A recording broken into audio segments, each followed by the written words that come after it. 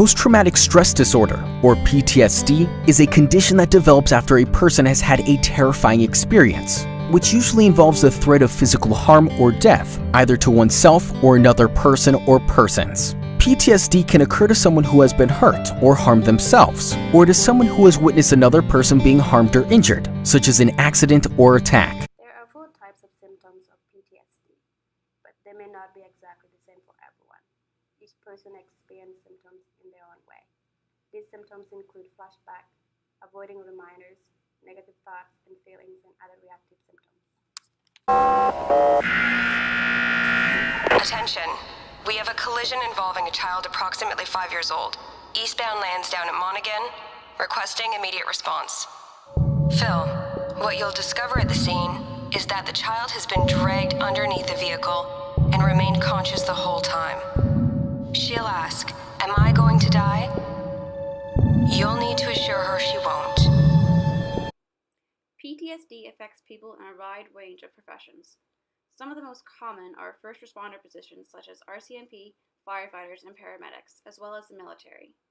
First responders are constantly putting their own lives at risk and consequently are left with emotional and mental trauma. According to the Canadian Association for Suicide Prevention, in 2015 there were 39 first responders and 12 military members who died by suicide. In 2016, this number rose to a total of 68 first responders who had taken their own life.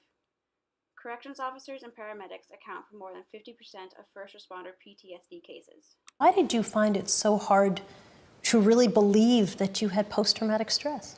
It was not something that I could identify with.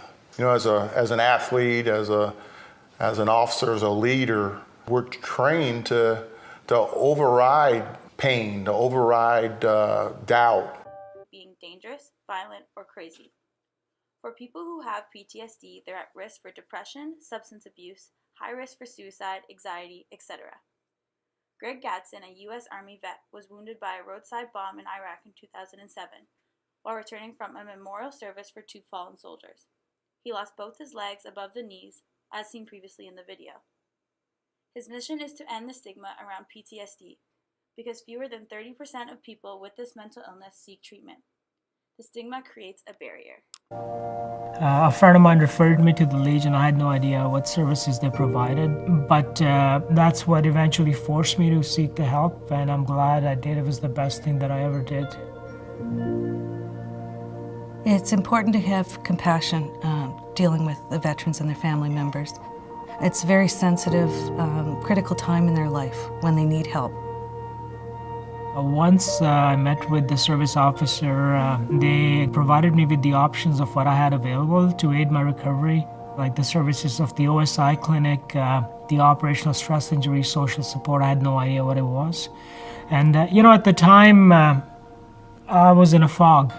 So it was like somebody guiding me along. I'm a living testament, I got better. I think I'm almost there. It's not perfect, but compared to what I was 3 years ago, it's day and night. Support from employers and fellow employees is very important when it comes to helping somebody who is struggling with PTSD. This can take several different forms, ranging from providing on-site counseling services or providing the affected employees with the appropriate amount of time to take full advantage of other services and support systems. In addition to these measures, modification of their working conditions and environment can also aid in the support process. This can be something as simple as posting instructions for assignments or work projects to ensure that any memory or concentration issues that may be associated with PTSD do not stop the employee from remaining productive.